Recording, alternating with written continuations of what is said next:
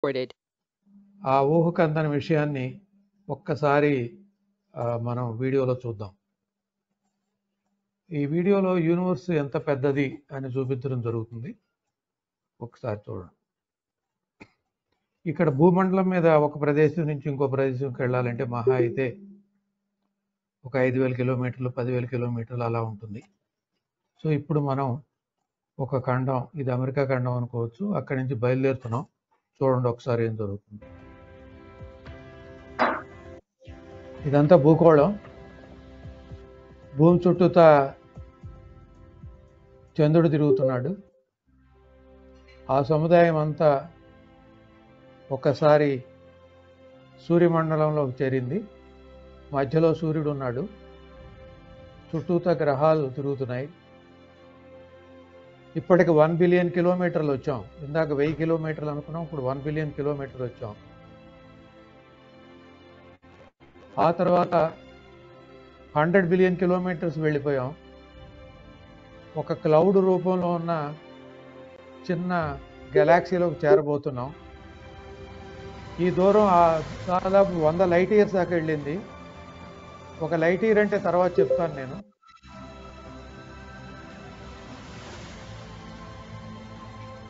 దాదాపు 10,000 light years అయింది. అదంతా ఒక గెలాక్సీ రూపంలో ఉంది.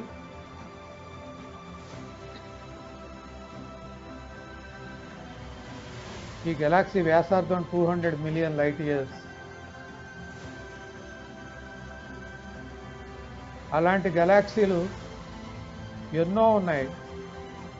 దగ్గరగా ఉన్న గెలాక్సీ ఆండ్రోమెడా.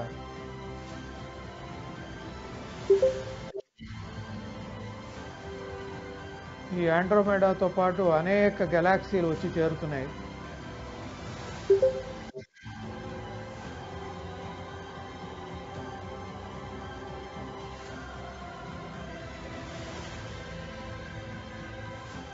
దాదాపు 16 కోట్ల లైట్ ఇయర్స్ దూరాన ఉన్నాం.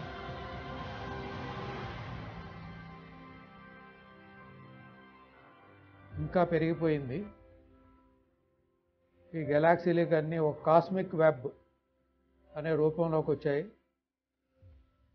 ఇందులో billions and billions of galaxies ఉన్నాయి. ఇవన్నీ కలిపి ఒక విశ్వం అనుకుంటే, అలాంటి విశ్వాలు ఎన్నో ఉన్నాయి. ఇవి నిరంతరం ప్రయాణం చేస్తూ ఉంటాయి.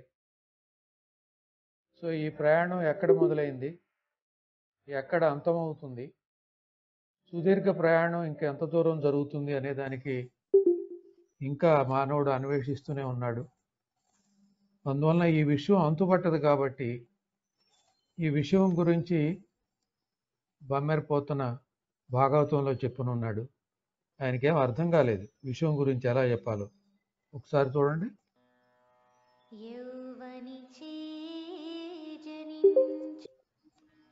జగమెవ్వని లోపల నుండులీనమై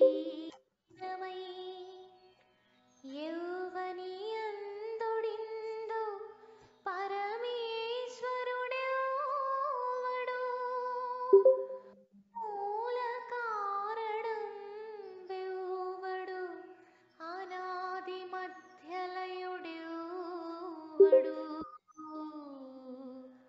సర్వము తానైన వాడెవ్వడు వాని ఆత్మభవు ఈశ్వరునే శరణంబు వేడెదన్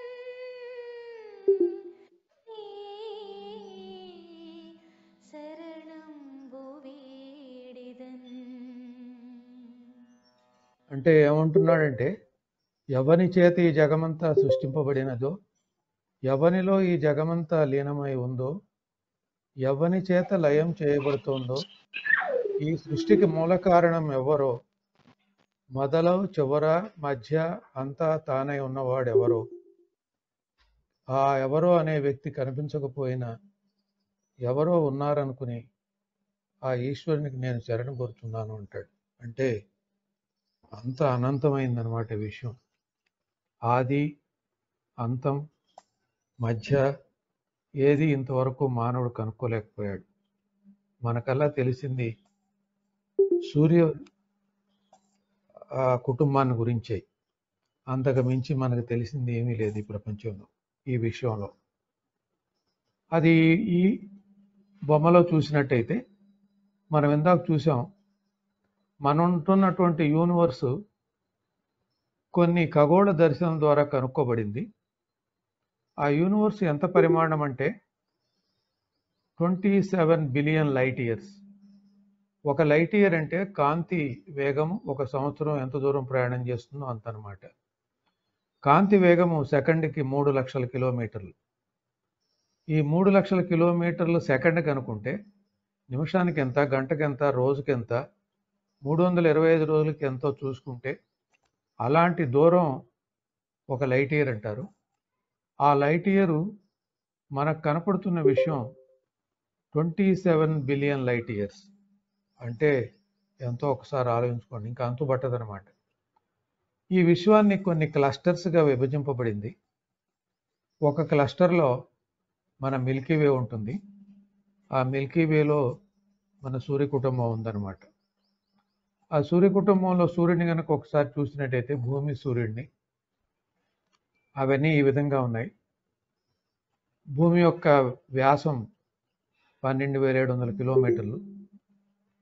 అది మీరు కనుక ఒక కారులో భూమధ్య రేఖ మీద ప్రయాణించినట్టయితే 100 కిలోమీటర్ల గంట వేగంతో 17 రోజులు పడుతుంది దాదాపు. అదేవిధంగా సూర్యుని చూసినట్టయితే సూర్యుడు మనకి 150 మిలియన్ కిలోమీటర్ల దూరంలో ఉన్నాడు. 150 మిలియన్ కిలోమీటర్ల దూరం, ప్రతిసారి 150 మిలియన్ కిలోమీటర్లు అనే బదులు దాన్ని మన కనుక సెంటీమీటర్, కిలోమీటర్ అన్నట్టుగా 150 కిలోమీటర్ని ఒక ఆస్ట్రనామికల్ యూనిట్ అంటారు. ఇక నుంచి మీరు ఎప్పుడైనా ఒక ఆస్ట్రనామికల్ యూనిట్ అని ఎవరన్నా అంటే అది భూమికి సూర్యుడికి మధ్య ఉన్న దూరం అనమాట. 150 మిలియన్ కిలోమీటర్ల దూరం. దీంట్లో ఈ దూరంలో 1 మిలియన్ ఎర్త్స్ పడతాయి అన్నమాట. భూ పరిమాణాలు 1 మిలియన్ ఒకదాని పక్కన ఒకటి పెట్టుకుంటూ వెళ్తే అన్ని పడతాయి అన్నమాట. ఇక్కడ ఏం చెప్పుకోవాలంటే మనకు వచ్చే కాంతి అంతా, లైట్ అంతా సూర్యుడి దగ్గర నుంచి వస్తుంది. ఆ లైటు మనం ఇందాక అనుకున్నాం సెకండ్కి 3 లక్షల కిలోమీటర్ల వేగంతో ప్రయాణించేటైతే సూర్యుడి దగ్గర నుంచి భూమి మీదకి రావడానికి 8 నిమిషాలు పడుతుంది. అంటే 150 మిలియన్ కిలోమీటర్ల దూరం ప్రయాణం చేయడానికి 8 నిమిషాలు పడుతుంది. రోజు మనం చూసే సూర్యరశ్మి 8 నిమిషాల పాతదనమాట. అంటే ఎప్పుడో ప్రకాశం జరిగిన సూర్యరశ్మి 8 నిమిషాల తర్వాత భూమికి చేరుతుంది. అది ఇక్కడ నేర్చుకోవాల్సింది. ఇందా చూసాం మనం ఒక గెలాక్సీలో మనం ఉన్నాం. ఆ గెలాక్సీ మనం చెప్పుకున్నాం దాని వ్యాసమే 250 మిలియన్ ఇయర్స్, లైట్ ఇయర్స్. అంటే ఆలోచించుకోండి, 250 మిలియన్ లైట్ ఇయర్స్. అందులో ఇవి చూస్తే ఒక స్పైరల్గా ఉన్నాయి ఇవన్నీ. ఆ స్పైరల్లో చివరి అంచున ఈ సూర్యమండలం ఉంది. ఈ సూర్యమండలం చివరి అంచున ఉంటే మిగతా స్పైరల్ లైన్స్ కానివ్వండి, మిగతా గెలాక్సీ ప్రదేశాలు కానివ్వండి, ఇలాంటి మండలాలు ఇంకెన్నైనా ఉన్నాయా? ఉంటే దాని చుట్టూ గ్రహాలు ఉన్నాయా? ఆ గ్రహాల్లో మానవులు లేకపోతే ఇతర జాతులు ఎవరైనా ఉంటాయా అనేది కనుక్కుందాం అని చెప్పి నిరంతరం పరిశోధన చేస్తున్నారు. కానీ అంత దూరం ఎలా వెళ్తారు? దాదాపు సూర్యుడి దగ్గర నుంచి 3 లక్షల కిలోమీటర్ల వేగంతో ప్రయాణం చేస్తే సెకండ్కి 8 నిమిషాలు పడుతుంది. మన దగ్గర 3 లక్షల కిలోమీటర్లతో ప్రయాణం చేసే ఆబ్జెక్ట్స్ ఏమి లేవు కదా. మహా అయితే మనం 30 కిలోమీటర్ల సెకండ్కి 30 కిలోమీటర్ల వేగంతోనే ప్రయాణం చేయగలం. ఇప్పుడు వస్తున్న రాకెట్లు కానీ, శాటిలైట్లు కానీ, ఏదైనా 30 కిలోమీటర్ల సెకండ్కి ఎక్కడ, 3 లక్షల కిలోమీటర్లు ఎక్కడ? 3 లక్షల కిలోమీటర్లతో వేగంతో ప్రయాణం చేస్తే సెకండ్కి 8 నిమిషాలు పడుతుంది సూర్యమండలం దగ్గర చేరటానికి. అక్కడ ఉష్ణతాపం ఎక్కువ. మరి 30 కిలోమీటర్లతో వేగంతో ప్రయాణం చేస్తే ఎన్నేళ్ళు పడుతుందో ఒకసారి మీరంతా క్యాలిక్యులేషన్ వేసుకోండి. ఇదిగో ఇలా అనమాట. ఒక అంచున ఉంటాం, అది తిరుగుతూ ఉంటుంది. ఇప్పుడు ఏమేమి తిరుగుతున్నాయండి? భూమి తిరుగుతోంది, తన చుట్టూ తాను తిరుగుతోంది. భూమి సూర్యుడి చుట్టూ తిరుగుతోంది. సూర్యుడు ఇంకా ఈ గెలాక్సీ చుట్టూ తిరుగుతున్నాడు. ఈ గెలాక్సీ ఎక్కడికో ప్రయాణం చేస్తుంది. ఇవన్నీ ఒక లెక్క వేసుకుంటే అమితంగా మీకు ఏంటి ఇంత వేగంతో మనం ప్రయాణం చేస్తున్నాం అనిపిస్తుంది. ఈ అనంత విశ్వాన్ని ఒకసారి కొన్ని ఖగోళ దర్శనలు అని చెప్పుకున్నాం కదా, ఒక ఖగోళ దర్శనై చాలా దూరంలో ఉన్న అనంత విశ్వాన్ని ఇలా చూపించినప్పుడు ఒక చిత్రం 2016లో తీసింది, ఒక చిత్రం 2019లో తీసింది. ఈ చిత్రాన్ని మీకు జాగ్రత్తగా గమనించినట్టుంటే కొన్ని బాగా ప్రకాశిస్తున్న చుక్కలు కొన్ని మాయమైనవి, కొన్ని కొత్తగా వచ్చినాయి. ఏదో ఇలా చిత్రం చూసుకుని ఒకటి మాయమైంది, ఒకటి కొత్తగా వచ్చింది అనుకోవటం తప్ప ఎందుకు మాయమైంది, ఎందుకు కొత్తగా వచ్చింది అనేది ఇంకా పరిశోధనలు జరుగుతూనే ఉన్నాయి. అవి ఎన్నో లక్షల కోట్ల లైట్ ఇయర్స్ దూరాన్ని ఉన్నాయి కాబట్టి ఒకళ్ళు వెళ్ళి చూసేది కాదు, అక్కడ ఉండి మనకెవరు ఏ విషయాన్ని అందించేది కాదు. ఇది ఈ మధ్య జేమ్స్ వెబ్ టెలిస్కోప్ అని పంపించడం జరిగింది. ఇది 1,00,000 కిలోమీటర్లు 1,00,000 కిలోమీటర్ల పైన పెట్టారు దీన్ని. ఆ కెమెరా నుంచి తీసిన విషయం అన్నమాట ఇది. మనం అనుకున్నాం కదా ఒక వెబ్ లాగా ఉంటుందని, చూడండి ఎలా ఉందో. దీంట్లో నలకలో 1,00,000వ వంతు భూమి ఉంటుందన్నమాట. నలకలో 1,00,000వ వంతో 1,00,000 వంతో. మరి ఇవన్నీ ఏమనుకోవాలి, ఏముందనుకోవాలి? మరి ఈ విషయం ఎలా సృష్టింపబడింది అంటే అంతుపట్టని ప్రశ్న. చూడండి ఇక్కడ ఈ ఎర్త్ రొటేషన్ అనేది తన చుట్టూ తాను తిరుగుతూ ఉంటుంది. ముందు ఎడం పక్క చూడండి, 1670 కిలోమీటర్ల గంటకు తిరుగుతున్నాం మనం. భూమి తన చుట్టూ తాను తిరుగుతున్నప్పుడు 1670 కిలోమీటర్లు అనమాట గంట వేగం. భూమి చుట్టూతా చంద్రుడు తిరుగుతున్నాడు. ఆ ఇద్దరు సముదాయం చూడండి సూర్యుడి చుట్టూ తిరుగుతున్నారు. అదనమాట. అంటే మళ్ళీ మన విషయంలో నుంచి సూర్య కుటుంబంలోనికి వచ్చేసాం. అందరూ అనుకుంటారు, ఒకసారి మీరు ఎడం పక్క ఉన్న చిత్రం చూసినట్టయితే మధ్యలో సూర్యుడు ఉన్నాడు, సూర్యుడి చుట్టూ గ్రహాలు తిరుగుతున్నాయి. భూమి సూర్యుడి చుట్టూ తిరుగుతోంది అంటే అర్థం, అందరూ అనుకుంటారు 365 రోజులు పడుతుంది కదా భూమి సూర్యుడి చుట్టూ తిరగటానికి. మళ్ళీ 365 రోజులు అయిన తర్వాత మళ్ళీ బయలుదేరిన ప్రదేశానికి వస్తుంది అనుకుంటాం. కానీ నిజంగా జరిగేది అది కాదు. సూర్యుడు ఒక చోట స్థిరంగా ఉంటే మనం ఇందాక అనుకున్న స్టేట్మెంట్ కరెక్ట్. సూర్యుడు ఆయన కూడా ఇందాక చూసాం గెలాక్సీ చుట్టూతో తిరుగుతున్నాడు, అమిత వేగంతో తిరుగుతున్నాడు. అలా తిరుగుతున్నప్పుడు సూర్యుడి యొక్క ఆకర్షణ శక్తి కట్టుబడి ఉన్నటువంటి గ్రహాలన్నీ ఆయనతో పాటు ప్రయాణించాల్సిందే, సూర్యుడితో పాటు. అలా ప్రయాణిస్తున్నప్పుడు 365 రోజుల్లో ఒక చుట్టూ తిరిగినప్పుడు బయలుదేరిన ప్రదేశానికి రాలేదు. కారణం ఏంటంటే సూర్యుడు అప్పటికే 365 రోజులు ప్రయాణించున్నాడు. కాబట్టి ఈ గ్రహాల యొక్క ప్రయాణం సూర్యుడి చుట్టూతా ఒక స్పైరల్ లాంటిది అనమాట. అందువల్ల రైట్ సైడ్ చూపించాను నేను. సూర్యుడు ఆయన ముందుకు వెళ్ళిపోతున్నాడు, పెద్ద ఎల్లో డాట్, చుట్టూ గ్రహాలు తిరుగుతున్నాయి. ఆ గ్రహాలు కూడా ఒక స్పైరల్ రూపంలో తిరుగుతూ ముందుకు సాగిపోతున్నాయి. ఎక్కడికి వెళుతున్నావు? మీరంతా ఫ్యూచర్లో మరి ఈ ప్రశ్నలన్నిటికీ సమాధానాలు కనుక్కోవాలి. ఈ విధంగా జరుగుతుంది. లెఫ్ట్ సైడ్ ఉన్నది కనపడేయాలి అంటే మనం పైనుంచి చూస్తే కనపడుతుంది అనమాట. జరిగేది ఏంటంటే అన్నీ కదలిపోతున్నాయి. సో ఇది ఈ విధంగా మళ్ళీ 2 డైమెన్షనల్గా చూస్తే తెలుస్తుంది. అలా మార్స్ తీసుకుంటే సూర్యుడి చుట్టూ తిరగటానికి 24 కిలోమీటర్ల పర్ సెకండ్తో తిరుగుతుంది. రెండు రెండు సంవత్సరాలు పడుతుంది తిరిగి రావటానికి. ఊరిని గుర్తుపెట్టుకుండా అవన్నీ ఊరిని ఒక టేబుల్ రూపంలో ఇచ్చాను ఇక్కడ. ఎప్పుడైనా ఒక సూర్యుడు లాంటి ఒక గ్రహం ఉన్నప్పుడు, ఆ గ్రహం చుట్టూ మిగతా గ్రహాలు తిరుగుతున్నప్పుడు సూర్యరశ్మి వలనే మిగతా గ్రహాల్లో ఏదైనా జీవరాశి ఉంటే ఆ జీవరాశి మనుగడ ఉంటుంది.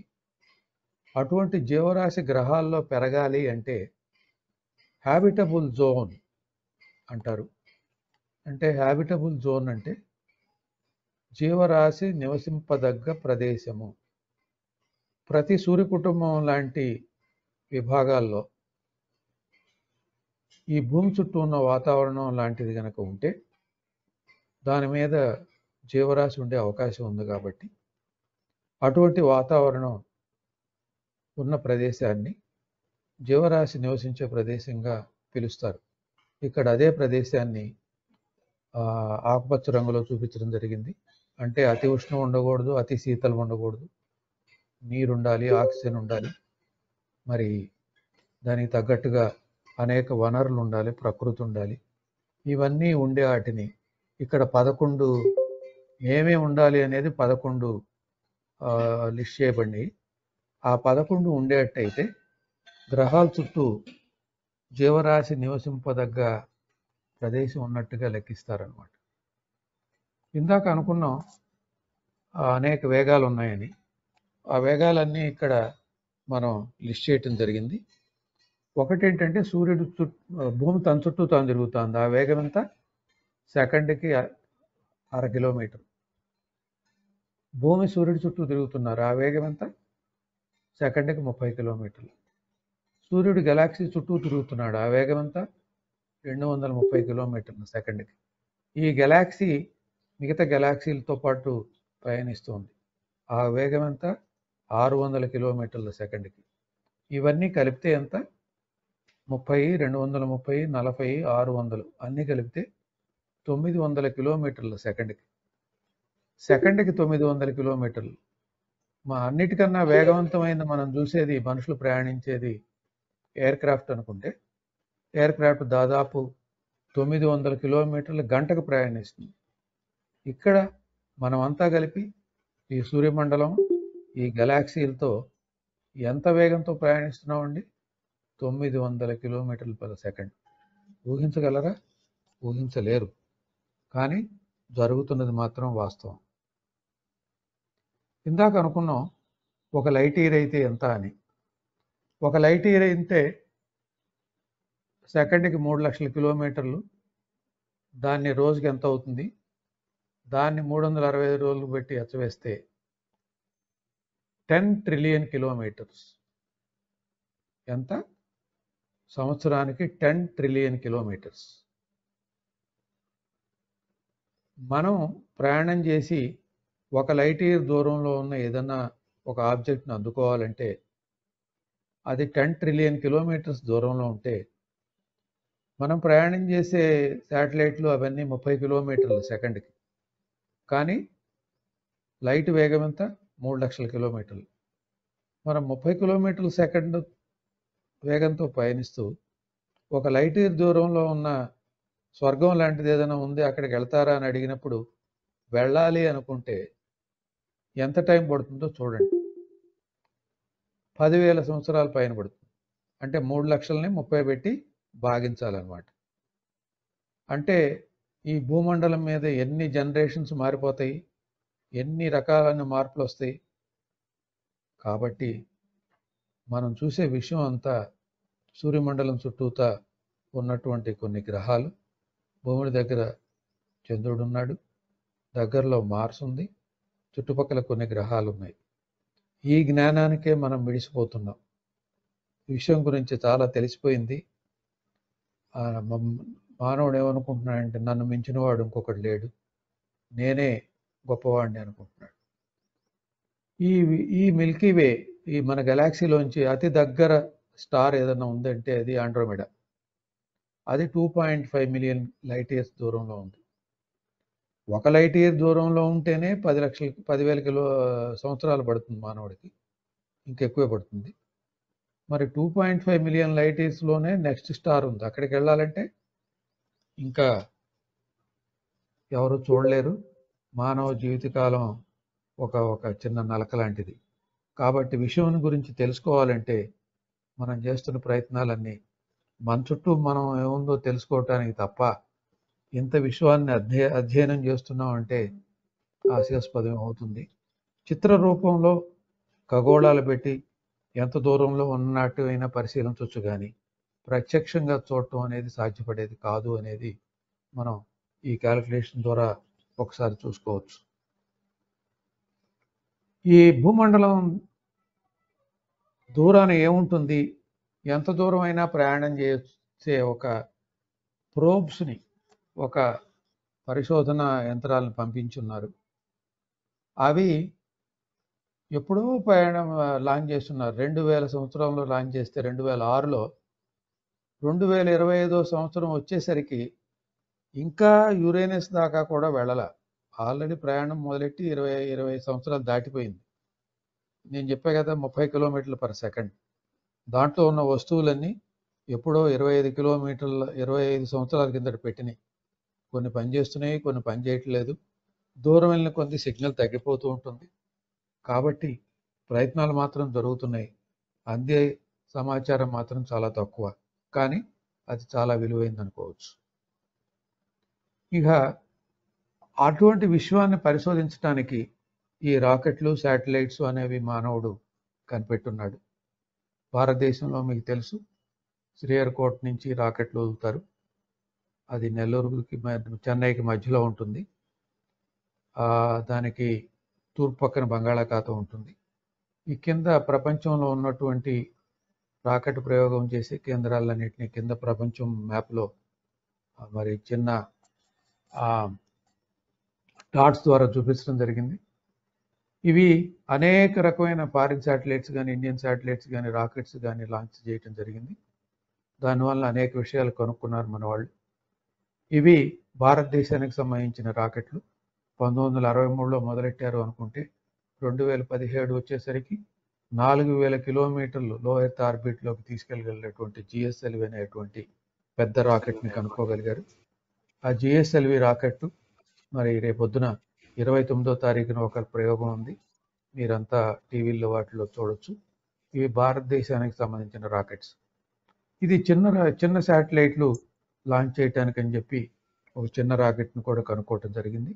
ఈ 2 సార్లు ప్రయోగించారు. ఇది గనక ఉపయోగించేటైతే చిన్న శాటిలైట్ని అమితంగా వెంటనే వాడటానికి ఉపయోగపడుతుంది. ఒక రాకెట్ను ప్రయోగించారంటే దానికి 3-4 దశలు ఉంటాయి. మొదటి దశ అంటించిన వెంటనే కొంత దూరం తీసుకెళ్ళి అది పడిపోతుంది. తర్వాత రెండో దశ అంటుకుని అది కొంత దూరం తీసుకెళ్ళి పడిపోతుంది. అదేవిధంగా మూడో దశ కూడా అందుకుంది. ఆ దశ మండటం అయిపోయిన తర్వాత అది కింద పడిపోతుంది. ఆ శాటిలైట్ అనేది ఉపగ్రహాన్ని భూమి చుట్టూతో ప్రవేశింపజేయబడుతుంది. ఇది చూసినట్టయితే ఏ ఉపగ్రహం అయినా 2000 కిలోమీటర్లు ఎత్తులో పెట్టాలంటే మీకు కావాల్సిన వేగం 7.8 కిలోమీటర్స్ పర్ సెకండ్. అదే జియోసింక్రనస్ శాటిలైట్ మనం ఎప్పుడు చూస్తున్నా మన మీద ఉండేటువంటి శాటిలైట్ 36,000 కిలోమీటర్ల ఎత్తులో పెట్టవచ్చు. 36,000 కిలోమీటర్ల ఎత్తుకు తీసుకున్నట్టయితే అక్కడ కావాల్సిన వేగం 3 కిలోమీటర్ల సెకండ్కి. ఏమవుతోంది అంత ఎత్తులో పెడితే? భూమి ఆకర్షణ శక్తి, ఆ వేగంతో మీరు తిరిగే ఆ శక్తి రెండు సమానం అవుతాయి అన్నమాట. అందువలన అది భూమి చుట్టూతో తిరుగుతూ ఉంటుంది. 200 కిలోమీటర్ల ఎత్తులో పెట్టినప్పుడు 7.8 కిలోమీటర్ల పర్ సెకండ్ వేగంతో ఉపగ్రహం తిరుగుతున్నట్టయితే భూమి ఆకర్షణ శక్తి అది రెండు సమానం అయిపోయి అక్కడే తిరుగుతూ ఉంటుంది. అదే ఈక్వేషన్ రూపంలో చూస్తే ఇదనమాట. ఆ పక్కన చూస్తే మీరు ఆ భూమి చుట్టూతో ఒక చిన్న డాట్ తిరుగుతోంది. అది ఒక ఫోర్సు సెంట్రిపీటల్ ఫోర్స్ అయితే ఇంకో ఫోర్స్ సెంట్రిఫ్యూగల్ ఫోర్స్ అంటారు. ఈ రెండు సమానం కాబట్టి అక్కడ తిరుగుతూ ఉంటుంది. ఇది ఇంకో రూపంలో చూపించబడుతుంది. ప్రతి ఆల్టిట్యూడ్కి, ప్రతి ఎత్తులోనూ ఎంత వేగం కావాల్సి ఉండే దానికి దీనికి ఈక్వేషన్. తర్వాత అనేక ఉపగ్రహాలను ప్రయోగించడం జరిగింది. కమ్యూనికేషన్ శాటిలైట్లు, ఎర్త్ అబ్జర్వేషన్ శాటిలైట్లు, సైంటిఫిక్ శాటిలైట్స్, నావిగేషన్ అని చెప్పి రకరకాలు ఉన్నాయి. ఇవి అనేక సేవలు అందిస్తున్నాయి భూప్రపంచంలో ఉన్న ప్రజలందరికీ. అవి దగ్గర 200 నుంచి 2000 కిలోమీటర్ల దూరంలో పెడితే అది లో ఎర్త్ ఆర్బిట్ అంటారు. 2000 కిలోమీటర్ల నుంచి 20,000 కిలోమీటర్ల దూరంలో పెడితే అది మీడియం ఎర్త్ అంటారు. 36,000 కిలోమీటర్ల ఎత్తులో పెడితే అది జియోసింక్రనస్ అంటారు. ఈ విధంగా ఆర్బిట్స్, వాటి పరిమాణాలు, అవి ఎక్కడ తిరిగితే ఏమంటారు అనేవి, వీటన్నిటికీ పేర్లు ఇందులో చూపించడం జరిగింది. ఇదనమాట. బాగా దగ్గరగా చూడాలి అంటే ఇలా తిరుగుతూ ఉంటాయి. భూమి ఉత్తర దక్షిణ ధ్రువాలు తిరుగుతూ ఉంటే పోలార్ శాటిలైట్ అంటారు. భూమధ్య రేఖ తిరుగుతూ ఉంటే అది జియోసింక్రనస్ శాటిలైట్ అంటారు. భూమధ్య రేఖ కొద్దిగా వంకరగా ఉన్న ఆర్బిట్ని ఇంక్లైన్డ్ ఆర్బిట్స్ అంటారు అన్నమాట. ఇవి దీంట్లో 36,000 కిలోమీటర్ల దూరంలో పెట్టేటైతే అది కమ్యూనికేషన్స్ బాగా పనికొస్తుంది. టీవీ, కమ్యూనికేషన్, వెదర్, వీటన్నిటికీ. ఇవి భారతదేశంలో చాలా పంపించున్నారు. అది ఎలా అందుకుంటుంది అంటే, ఒక శాటిలైట్ అందుకోవాలంటే దాన్ని డేటా అందుకోవటానికి మీరు ఒక యాంటెన్నా లాంటిది గ్రౌండ్ స్టేషన్ పెట్టుకుంటారు. ఆ గ్రౌండ్ స్టేషన్ బిల్డింగ్లో కూర్చున్న వ్యక్తులందరికీ డేటా ఇస్తుంది. అదేవిధంగా శాటిలైట్ని కంట్రోల్ చేయడానికి కూడా పనికొస్తుంది. ఇది ఒక శాటిలైట్ ఎలా తిరుగుతుందంటే, భూమి చుట్టూతో తిరిగినప్పుడు మీరు ఒక చోట మధ్యలో ఒక ప్రదేశంలో నుంచుని ఒక సర్కిల్ గీసుకున్నట్టయితే ఆ బ్లూగా ఉన్న కర్వ్ అనమాట, ఒక హొరైజన్ నుంచి సూర్యోదయం అయినట్టుగా ఉపగ్రహం కూడా పైకి వస్తుంది. ఆ తర్వాత మళ్ళీ అస్తమించినట్టుగా కనపడుతుంది. ఆ బ్లూగా ఉండేది దాన్ని ట్రాజెక్టరీ అంటారు, ఉపగ్రహం యొక్క ట్రాజెక్టరీ. ఆ ఉపగ్రహం ఏ ఏ ప్రాంతాలను చూస్తుందో ఆ ప్రాంతాల వారికి వాటి డేటా వస్తుందన్నమాట. ఇది భూమి చుట్టూతో తిరుగుతున్న, ఎర్రగా ఉండేది భూమి చుట్టూతో తిరుగుతున్నటువంటి ఒక ఉపగ్రహం, ఒక మార్గం. ఆ బ్లూగా ఉన్నది భూమి, దాని చుట్టూతో తిరుగుతున్నది మీరు చూసినట్టయితే ఇక్కడ దాదాపు ఒక 800 కిలోమీటర్లు ఉన్న ఉపగ్రహం భూమి చుట్టూతో తిరగడానికి గంటన్నర పడుతుంది. గంటన్నర పడుతుంటే అదేమవుతుంది, ఆ గంటన్నరలో భూమి చుట్టూతో ఉపగ్రహం తిరుగుతున్నప్పుడు భూమి తన చుట్టూతో అని తిరుగుతుంది కాబట్టి ఆ భూమి ఉపగ్రహం ఒక చోట బయలుదేరి మళ్ళీ వచ్చేసరికి భూమి కూడా తిరుగుతోంది కాబట్టి వేరే ప్రదేశంకి వెళ్తుంది. ఇక్కడ ఒక మనిషి నుంచుని ఉన్నాడు, ఉపగ్రహం తిరుగుతున్నప్పుడు తన దగ్గరికి వస్తుందేమో అని చూశాడు, కానీ రాలేదు. కారణం ఏంటి? అప్పటికే భూమి గంటన్నర ప్రయాణం చేసి ఉన్నది కాబట్టి ఒక ఉపగ్రహం భూమి చుట్టూతో తిరగటానికి గంటన్నర పడితే 24 గంటల్లో ఎన్ని ఆర్బిట్స్ తిరుగుతుంది అనేది ఒక క్యాలిక్యులేషన్ మీరు చేయొచ్చు. 24 గంటలని 1.5 గంటతో డివైడ్ చేస్తే 16 వస్తుంది అన్నమాట. సో ఒక ఉపగ్రహాన్ని లో ఎర్త్ ఆర్బిట్లో పెడితే 16 చుట్లు తిరుగుతుంది. ఆ జరిగే విధానాన్ని ఇక్కడ చూపించడం జరిగింది. పైన శాటిలైట్ బొమ్మలు, కింద ఆ ఉపగ్రహం తిరుగుతున్నప్పుడు భూమి కూడా తిరుగుతోంది. అలా తిరుగుతున్నప్పుడు ఉపగ్రహం భూమి చుట్టూతో తిరుగుతున్నప్పుడు బయలుదేరిన ప్రదేశానికి రాదనమాట. అది ఇక్కడ చూపించడం జరిగింది.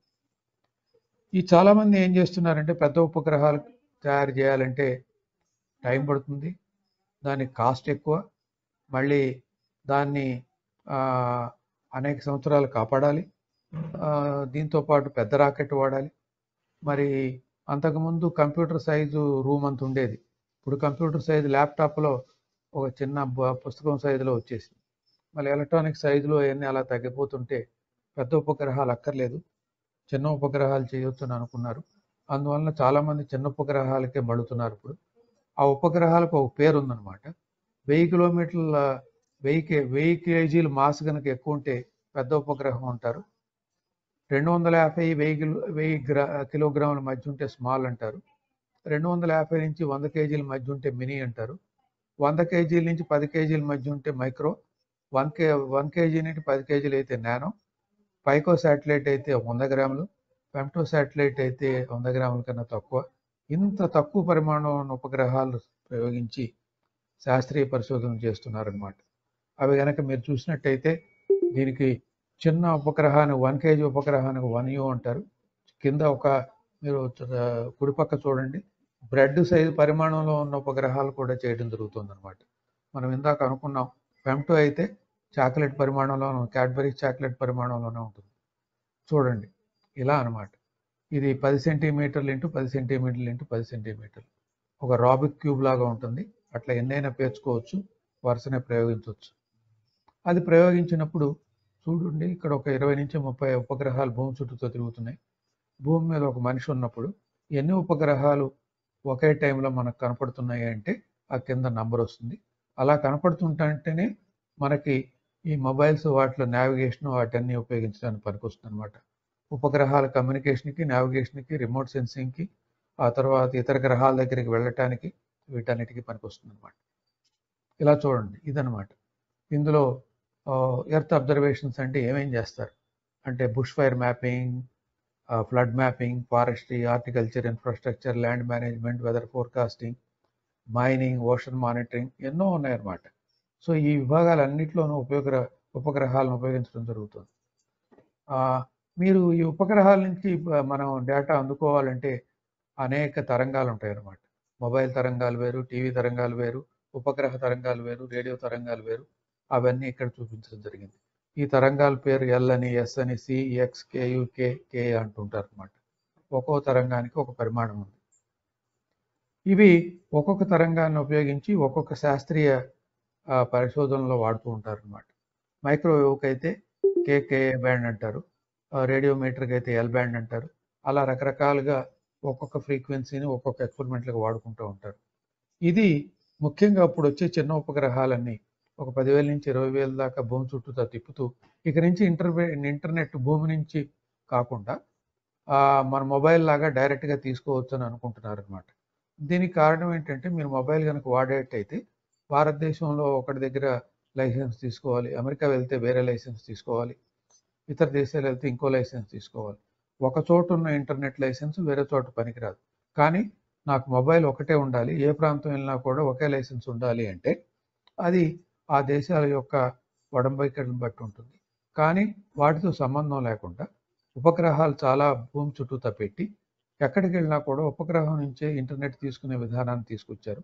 ఇక్కడున్న బొమ్మ ఏంటంటే ఇవన్నీ సబ్మెరైన్ కేబుల్స్ ద్వారా ఇంటర్నెట్ వస్తుంది. ఈ ఇంటర్నెట్ వాడేవాళ్ళ సంఖ్య ఇక్కడ ఇవ్వటం జరిగింది. దాదాపు భూమి మీద ఉన్న 62% వాళ్ళంతా ఇంటర్నెట్ వాడుతున్నారు. ఈ భూమిని అంతా కనుక చూసినట్టయితే ఆ భూగోళంలో ఉన్న భూమిని అంతా ఒక చోట పేరిస్తే అది 30% వరకే వస్తుంది. మిగతా 70% ఓషన్స్, హిల్స్, ఫారెస్ట్లు. మీరు కనుక మొబైల్ తీసుకుని ఆ ఫారెస్ట్, ఓషన్స్కి వెళ్తే ఇంటర్నెట్ ఏం రాదు. కానీ ఉపగ్రహాల దగ్గర నుంచి కనుక ఇంటర్నెట్ సౌకర్యం తీసుకునేట్టయితే అది వచ్చేట్టు చేస్తుంది. అందుకే ఉపగ్రహాలతో ఇంటర్నెట్. ఈ ఎగ్జాంపుల్ ఇక్కడ ఏంటంటే స్పేస్ ఎక్స్ అనే ఆయన దాదాపు మొదట్లో ఒక 4,000 శాటిలైట్లు, ఆ తర్వాత 42,000 శాటిలైట్ వరకు పెంచి ఇంటర్నెట్ను ఉపగ్రహాల ద్వారా అందించాలని చూస్తున్నారు. ఇదనమాట. అలాగే OneWeb అనేవాడు కూడా. ఇది ఎవరు చేస్తున్నారు అని చూస్తే కంపెనీ వాళ్ళు ఎక్కువగా చేస్తున్నారు, ఆ తర్వాత యూనివర్సిటీ వాళ్ళు ఎక్కువగా చేస్తున్నారు, స్పేస్ గవర్నమెంట్ కన్నా కూడా. కాబట్టి ఏంటి, కంపెనీలకు అర్థమైంది ఏంటి, దీంట్లో బాగా లాభాలు ఉన్నాయని అర్థమైంది. కాబట్టి కంపెనీ వాళ్ళే ముందుకు వచ్చి ఈ ఉపగ్రహాల ప్రయోగాలు ఇవన్నీ చేస్తున్నారనమాట. ఇది చూడండి ఒకసారి, ఇది హైదరాబాద్ చిత్రం. ఆ మధ్యలో ఏం కనపడుతుంది మీకు, ఆ మధ్యలో మీకు ఫెమిలియర్, మీకు హైటెక్ సిటీ. ఓకే, ఇవన్నీ కాకుండా ఇతర గ్రహాల దగ్గర కూడా వెళ్తున్నారు. దానికోసం మార్స్ మిషన్, చంద్రయాన్ 2 వాడున్నారు. దాదాపు మీరు కనుక మూన్ దగ్గరకు వెళ్ళాలంటే ఒక 3 నుంచి 6 అవర్స్ దగ్గర నుంచి 3 days పడుతుంది. ఎందుకంటే చంద్రుడి దగ్గరకు వెళ్ళాలనుకున్నప్పుడు 6 అవర్స్ నుంచి 3 days వరకు భూమి దగ్గర నుంచి. అది 4 లక్షల కిలోమీటర్ల దూరంలో ఉంటుంది ఒక డైరెక్షన్లో, ఇంకో డైరెక్షన్లో 3.5 లక్షల కిలోమీటర్లో ఉంటుంది. మనం ప్రయాణం చేసే దాన్ని బట్టి, ఆ ప్రయాణం చేసే వేగాన్ని బట్టి ఇవన్నీ ఉంటాయి అన్నమాట. కాబట్టి మీరు 6 రోజులను పట్టవచ్చు, 3 రోజులను పట్టవచ్చు. తక్కువ ప్రొపలెంట్ వాడి వెళ్ళాలంటే 3 రోజులు పడుతుంది, ప్రొపలెంట్ ఎక్కువ వాడి వెళ్ళాలంటే 6 రోజులు పడుతుంది. అదే మార్స్ దగ్గరికి వెళ్ళాలంటే ప్రయాణించడానికే మీకు దాదాపు 6 నెలలు పడుతుంది అనమాట. 6 నుంచి 8 నెలలు పడుతుంది, అంత దూరాన్ని ఉన్నాడు. పైగా మార్స్ భూమి దగ్గరకు వచ్చినప్పుడే వెళ్ళొచ్చు. భూమి దగ్గరికి సంవత్సరంన్నరకు ఒకసారి వస్తుంది. కాబట్టి ఒక వ్యక్తి ఏదన్నా వాహనంలో ప్రయాణించి దాదాపు 6 నెలల పాటు మార్స్కు పంపించినట్టయితే ఆ మార్స్ మళ్ళీ దూరంగా జరిగిపోతుంది. మళ్ళీ ఆ వ్యక్తిని తీసుకురావాలంటే సంవత్సరంన్నర ఆగాలి. కాబట్టి ప్రయాణించడానికి 6 నెలలు, మరి మార్స్ మన దగ్గర రావడానికి సంవత్సరంన్నర, మళ్ళీ తీసుకురావటానికి 6 నెలలు, అవన్నీ పెంచుకుంటా పోతే దాదాపు 30 నెలలు ఉండాలి కంటిన్యూస్గా. 30 నెలలు ఒంటరిగా ఉండగలడా? మరి తినడానికి అన్నీ తీసుకెళ్లాలా, గాలి ఉండాలా, నీరు ఉండాలా? అక్కడ ఏమి ఉండదు మార్స్లో. తీసుకెళ్తే ఒక పెట్టెలో పెట్టి తీసుకెళ్ళాలి, అక్కడ అన్ని సదుపాయాలు ఏర్పాటు చేయాలి. మరి సూర్యోదయం, సూర్యాస్తమయం అంటూ ఉండదు, నానా గందరగోళంగా ఉంటుంది ప్రయాణించేప్పుడు. మరి అతను జీవించగలడా ఇన్నాళ్ళు? ప్రయత్నాలు జరుగుతున్నాయి, మార్స్ కూడా మనిషిని పంపించాలి. చంద్రమండలానికి వెళ్ళినప్పుడు అక్కడ నీరు ఉన్నదని భారతీయ ఉపగ్రహం కనుక్కుంది. మీ అందరికీ తెలుసది. అది నేను ఒక బుక్ రాశాను. మీ అందరికీ ఇది కావాలంటే తెలుగులో ఉంది. మీరు వెబ్సైట్లోకి వెళ్ళి బుక్ డౌన్లోడ్ చేసుకోవచ్చు. ఇది మార్స్కు సంబంధించింది. ఈ మార్స్కు సంబంధించిన ఫోటోలు అనమాట. ఇది చంద్రయాన్-2. అక్కడ ఒక ల్యాండర్ని తీసుకెళ్లాలని భారతదేశ ప్రయత్నం జరిగింది. ల్యాండర్ దిగలేదు, కానీ మిగతా ప్రయత్నం అంతా బాగా విజయవంతమైంది. ఆ తర్వాత ఒక మనిషిని తీసుకెళ్లాలని ప్రయత్నం గగనయాన్ అంటారు. అన్ని రకాలుగాను ప్రయత్నాలు జరుగుతున్నాయి. మరి గగనయాన్లో మనుషులను తీసుకెళ్ళటానికి ఆ చోదక వ్యవస్థ కానివ్వండి, వాళ్ళకి ట్రైనింగ్ ఇవ్వటం కానీ అన్నీ జరుగుతున్నాయి. త్వరలోనే భారతదేశం ఇటువంటి ప్రయత్నాల గురించి మీరు చూస్తారు.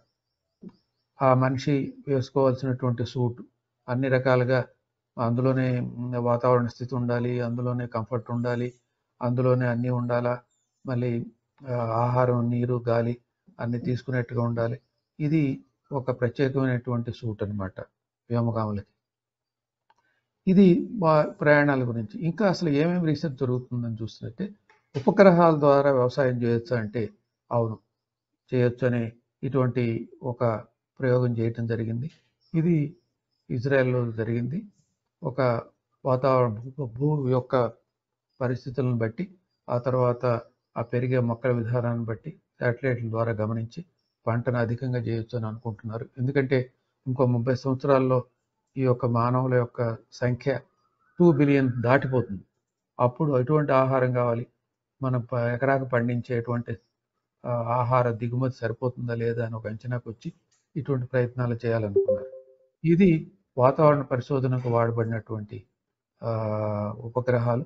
ఒక 50 నిమిషాల్లో భూమి చుట్టూతా ఏ క్లౌడ్స్ ఎక్కడున్నాయి, ఏ వాతావరణం ఎంత ఉందని కనిపెట్టగలదు. ఇది చూసినట్టయితే ఒక సైక్లోన్ అనమాట.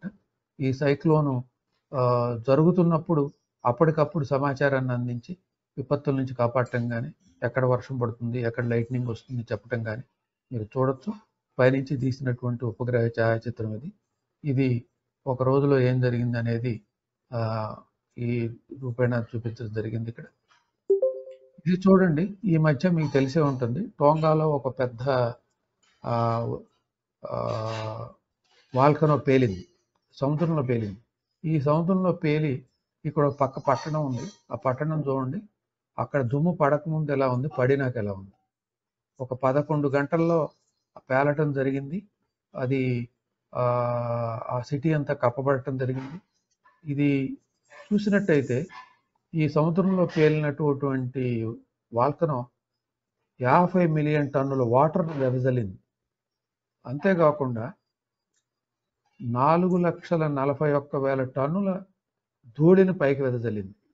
అనేక రకమైనటువంటి వాతావరణ కాలుష్యం జరిగింది దీనివల్ల. దాదాపు 28 కిలోమీటర్ల ఎత్తులో ఇటువంటి జరిగింది. ఇది అదృష్టవశాత్తు ఏదో సముద్రాల్లో జరిగింది కాబట్టి చాలా వరకు ఆ ప్రాంతం వాళ్ళంతా బతికిపోయారు. కానీ ఏదన్నా భూమి మీద జరుగుంటే చాలా చాలా ఒక రకమైనటువంటి విపత్తు జరిగి ఉండేది. ఇవన్నీ ఉపగ్రహాలతో గమనించడం జరుగుతుంది. అలాగే ఓజోన్, భూమిపైన ఓజోన్ ఉంటుంది. ఆ ఓజోన్ లేకపోతే అల్ట్రావైలెట్ రైట్ భూమి మనుషులకు తాకి స్కిన్ క్యాన్సర్ అవన్నీ వస్తాయి. ఆ ఓజోన్ కూడా అప్పుడప్పుడు హోల్స్ ఏర్పడుతూ ఉంటాయి. ఏ ప్రాంతంలో హోల్ ఉంది, ఏ ప్రాంతంలో అల్ట్రావైలెట్ లైట్లు వస్తాయి అనేది ఈ ఉపగ్రహాల ద్వారానే గమనించి ఇలా ప్రతిసారి చిత్రాలు విడుదల చేయడం జరుగుతుంది. అలాగే కొంతమంది ఏం చేస్తున్నారంటే, భూమి మీద ప్లాస్టిక్ ఎక్కువైపోయింది, ఈ ప్లాస్టిక్ సముద్రాల్లో కలిసి తర్వాత ఒడ్డు కొట్టుకొస్తుంది, ఒడ్డు కొట్టుకొచ్చినప్పుడల్లా మనకు కనపడితే తీసేయచ్చు కదా అని ఆస్ట్రేలియాలో కొంతమంది ఒక విద్యార్థులు బయలుదేరి ఉపగ్రహం ద్వారా గమనించి వెంటనే తీసేయడం జరుగుతున్నారు. ఈ విధంగా ఎన్విరాన్మెంటల్ పొల్యూషన్ తగ్గించడానికి వాడుతున్నారు. ఇది ఒక రకమైన పరిశోధన. ఏంటంటే భూమి యొక్క 3D చిత్రాలను తీయాలంటే ఇంత మట్టుకు విజువల్ గాను, లేకపోతే IR గాను, లేకపోతే RF గాను తీశారు. మీరు కనుక క్వాంటమ్ గ్రావిటీలో కనుక రీసెర్చ్ చేసేటైతే ఇటువంటి చిత్రాలు తీయొచ్చు అనేది చూపించడం ఇది ఒక చిత్రం. అలాగే ఫారెస్ట్ హైట్ కనుక్కోవడానికి కూడా ఉపగ్రహాలు వాడుతున్నారు. ఇది కనుక చూసినట్టయితే భూమి చుట్టూతో ఉండేటువంటి యాక్సిలేషన్ టు గ్రావిటీ అన్ని చోట్ల ఒకే రకంగా ఉండదు. ఆ భూమి యొక్క డెన్సిటీని బట్టి ఉంటుంది. మొట్టమొదటిసారిగా ఈ గ్రావిటీ ఎలా ఉంటుందో అనేది ఉపగ్రహాల ద్వారా ఒక చిత్రం గీయటం జరిగింది. ఒక్కొక్క కలరు ఒక్కొక్క పరిమాణాన్ని సూచిస్తుంది ఇక్కడ. అలాగే కింద సంవత్సరం భూతాపం ఎక్కువైపోయింది అనమాట. కని విని ఎవరు ఎరుగినటువంటి భూతాపం వచ్చి జనాలంతా అనేక రకాలుగా ఇబ్బందులు పడ్డారు. ఆ భూతాపాన్ని గమనించడానికి కూడా ఉపగ్రహాల ద్వారా గమనించి ఇటువంటి చిత్రాలు ప్రసారం చేయడం జరుగుతుంది. అదేవిధంగా పొల్యూషన్, ఈ ఫ్యాక్టరీ పొల్యూషన్ కానివ్వండి, మానవులు వెదజల్లే పొల్యూషన్ కానివ్వండి, ఇదంతా గమనించి ఒక పొల్యూషన్ లేయర్ కూడా తయారు చేయొచ్చు ఉపగ్రహాల ద్వారా అని చెప్పి అది కూడా తయారు చేయటం మొదలెడుతున్నారు. ఆ తర్వాత చిన్న చిన్న ఉపగ్రహాలు ఫోటోగ్రాఫర్గా మార్స్ దాకా తీసుకెళ్ళి మార్స్ మీద దిగేప్పుడు కొన్ని ల్యాండర్స్ ఆ చిన్న ఉపగ్రహం అక్కడ ఫోటో తీసి భూమికి పంపించడం జరుగుతుంది అనమాట. ఉపగ్రహాలను ఫోటోగ్రాఫర్గా కింద కూడా వాడుతున్నారు. ఇది కనుక చూసినట్టయితే ఒక చిత్రమైన పరిశోధన ఇది. ఇక్కడ ఏం జరుగుతోంది అంటే భూమికి గనక ఒక పెద్ద ఉల్క గనక తగిలినట్టయితే ఎక్కడైతే ఉల్క తగులుతుందో అక్కడ మానవాళికి నష్టం జరిగే అవకాశం ఉంది. మరి ఒక అతిపెద్ద ఉల్క ఒక 100 మైళ్ళు ఉన్నటువంటి ఉల్క వచ్చి పడేటట్టయితే చాలా చాలా ప్రమాదం జరుగుతుంది. మరి ఆ ఉల్క ఎప్పుడైనా వచ్చి భూమి తాకే ప్రమాదం ఉండేటట్టయితే దాన్ని తప్పించాలి అంటే ఏం చేయాలి? దాన్ని ఏదైనా ఒక బాంబు లాంటిది కొలైడ్ చేసి దాన్ని గనక వేగాన్ని మార్చి వేరే దిశలో పోయేట్టు చూడాలి ఏంటో ఒక 15 మిలియన్ కిలోమీటర్ల దూరంలో ఒక చిన్న ద్రవ్యరాశి చుట్టూతా ఒక చంద్రుడు తిరుగుతూ ఉంటే అమెరికా వాళ్ళు ఏం చేశారంటే చిన్న ఉపగ్రహాన్ని పంపి దాని చుట్టూతో తిరుగుతున్నటువంటి ఆ చంద్రుని యొక్క మార్గాన్ని మార్చి ఎంత ఎనర్జీ కావాలో కనుక్కున్నారనమాట. ఆ ఎక్స్పెరిమెంట్ ద్వారా దీన్ని డిఏఆర్టీ అంటారు, అంటే డ్యూయల్ ఆస్ట్రాయిడ్ రీడైరెక్షన్ టెస్ట్ అనమాట. ఏదైనా ఒక చిన్న ఉపగ్రహం పెద్ద గ్రహం చుట్టూతో తిరుగుతున్నట్టయితే అది ఎంత శక్తితో ఎంత గమనాన్ని మార్చవచ్చు అనేది కనుక్కోవటానికి ప్రయోగం చేయబడింది. రేపొద్దున ఒక పెద్ద ఉల్క కనుక వచ్చేటట్టయితే దానికి కూడా ఇటువంటి తాడనం ద్వారా మన మీద రాకుండా చేసుకోవటానికి ఇది ఒక ప్రయోగం. ఈ విధంగా అనేక రకాలైనటువంటి ప్రయోగాలు చేస్తున్నారు. ఈ ప్రయోగాలు చేయటానికి మరి భారతదేశంలో ఇస్రోయే కాదు, మిగతా దేశాల్లో సైంటిఫిక్ ఆర్గనైజేషన్లు కాదు, మన దేశంలో అయితే అనేక మంది యువకులు ముందుకొచ్చి స్టార్టప్లని కొత్త ప్రయోగాలు చేయబోతున్నారు. స్టార్టప్ కంపెనీలు పెట్టారు. దాదాపు ఆ కంపెనీలు 22-23 చూసినట్టయితే ఆ ఒక్క సంవత్సరంలోనే 55 కంపెనీలు రిజిస్టర్ చేయబడ్డాయి. అనేక యువకులు ఈ స్టార్టప్ కంపెనీల ద్వారా స్పేస్ రీసెర్చ్ చేయాలని అనుకుంటున్నారు.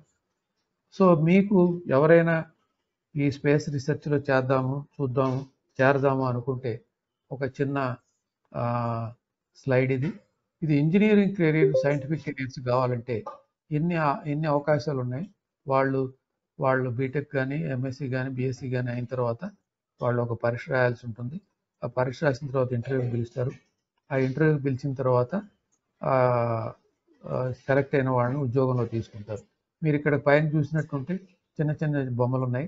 1, 2, 3, 4, 5, 6, 7, 8, 9 అంటే వాళ్ళ యొక్క కెరీర్లో దాదాపు 10 ప్రమోషన్లు వస్తాయన్నమాట. అంటే మొదటగా చేరినటువంటి సైంటిస్టు చివరికి డిస్టింగ్విష్డ్ సైంటిస్ట్ దాకా వెళ్తాడు. సో మొదట చేరిన అతన్ని సైంటిస్ట్ సి అంటారు. ప్రతి 4 ఏళ్లకి ఒక ప్రమోషన్ కనుక వచ్చేటైతే ఆయన చేసిన ప్రయత్నాలను బట్టి, చేసిన సైంటిఫిక్ వర్క్ను బట్టి అంచనా వేసిస్తూ ఉంటారు.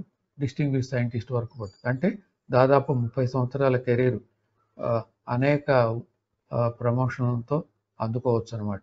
అదే ఇది ఇక్కడ టెక్నీషియన్స్ అంటే డిప్లొమా హోల్డర్స్ అదేవిధంగా అనేక మార్గాలు ఉన్నాయి. ఇది చూసినట్టయితే అడ్మినిస్ట్రేటివ్ స్టాఫ్కి కూడా కెరీర్స్ ఉన్నాయి. ఈ విధంగా ఇస్రోలోను మిగతా సైంటిఫిక్ ఆర్గనైజేషన్లోను కెరీర్స్ ఉన్నాయి. సో ఇది కనుక చూసినట్టయితే Indian institute of space science and technology ట్రివాండ్రంలో ఉంది. ఎవరన్నా ఐఐటి జేఈతో కనుక చేరినట్టయితే ఇక్కడ బీటెక్ చేసినట్టయితే ఇస్రోలో పాస్ అవ్వగానే CGPA 7 దాటితే ఆటోమేటిక్గా ఉద్యోగం ఇస్తారు. ఇది కూడా ఉంది. దీంతో పాటు వాళ్ళ కెరీర్ కనుక చూసినట్టయితే ఇన్ని రకాల కెరీర్లు తీసుకోవచ్చు. రాకెట్ బిల్డింగ్ దగ్గర నుంచి, సాటిలైట్ తయారీ దగ్గర నుంచి, ఈ సైంటిఫిక్ ఎక్స్పెరిమెంట్ నుంచి దాదాపు 16 నుంచి 20 కెరీర్ల దాకా ఉన్నాయి. ఏ కెరీర్లైనా ఎన్నుకోవచ్చు. ఒక్కొక్క కెరీర్లో కూడా సబ్ కెరీర్ ఉంటుంది. ఇంకా ఎన్నైనా చేయొచ్చు. సొంతంగా కూడా ఎన్నైనా ఆలోచన చేయొచ్చు. ఇదనమాట ఈ స్పేస్ రీసెర్చ్ అనేది ఎలా ఉంటుంది, కెరీర్ ఆపర్చునిటీస్ అనేది ఎలా ఉంటుంది. కాబట్టి అందరూ చదువుకోవాలి, చదువుకుని మరి దేశానికి ఉపయోగపడాలి, తద్వారా ఈ ప్రపంచాన్ని ఉద్ధరించాలని నా ఉద్దేశం. ఇది ఒకసారి వినండి. విద్య నిగూఢ గుప్తమగు విత్తము రూపము పురుషాళికిన్ విద్య యశస్సు భోగకరి విద్య గురుండు విదేశ బంధుడున్ విద్య విశిష్ట దైవతము విద్యకు సాటి ధనంబులేదిలన్ విద్య నృపాల పూజితము విద్య నిరుంగనివాడు మర్త్యుడే. సో విద్య లేనివాడు మానవుడు కాదు అని భర్తృహరి చెప్తున్నాడు అనమాట. సో కాబట్టి ఈ స్లైడ్తో మీ అందరికీ ఒకసారి బెస్ట్ విషెస్ చెప్తూ మరి స్ఫూర్తి శ్రీ వారు నాకు అవకాశం ఇచ్చినందుకు వాళ్ళకి ధన్యవాదాలు చెబుతూ మీ అందరికీ అభినందనలు. Thank you.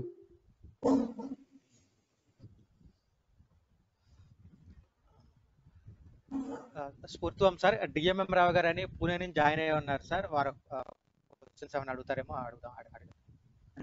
రావు గారు స్ఫూర్తివం సార్. స్ఫూర్తివం అండి. పూర్తిగా నేను ఫాలో అవ్వలేకపోయాను, అంటే జస్ట్ కొద్దిగా లేట్గా జాయిన్ అయ్యాను.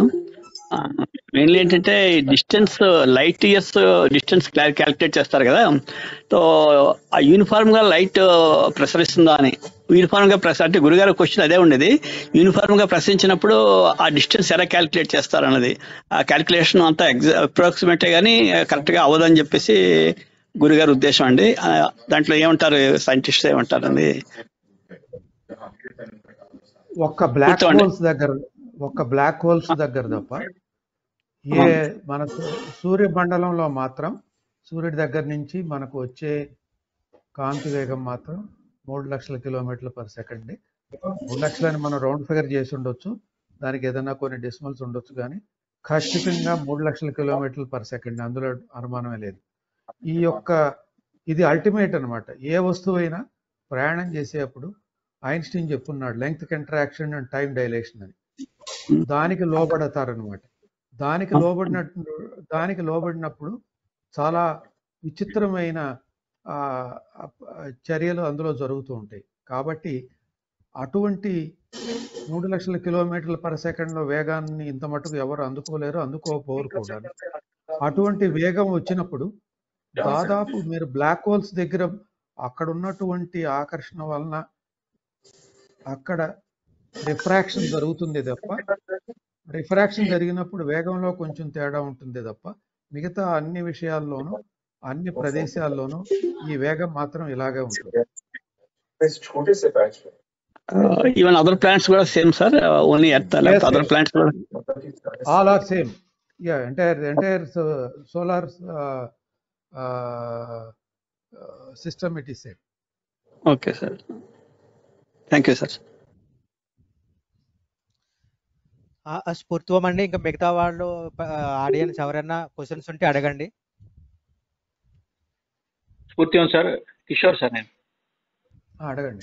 కిషోర్ గారు, ఇందాక మీరు earth rotates with the speed of 1670 km/h around the sun. అంత కాన్స్టెంట్ స్పీడ్ ఎందుకు ఉంటుందా? ఆ స్పీడ్ లో వేరియేషన్ ఉండదా?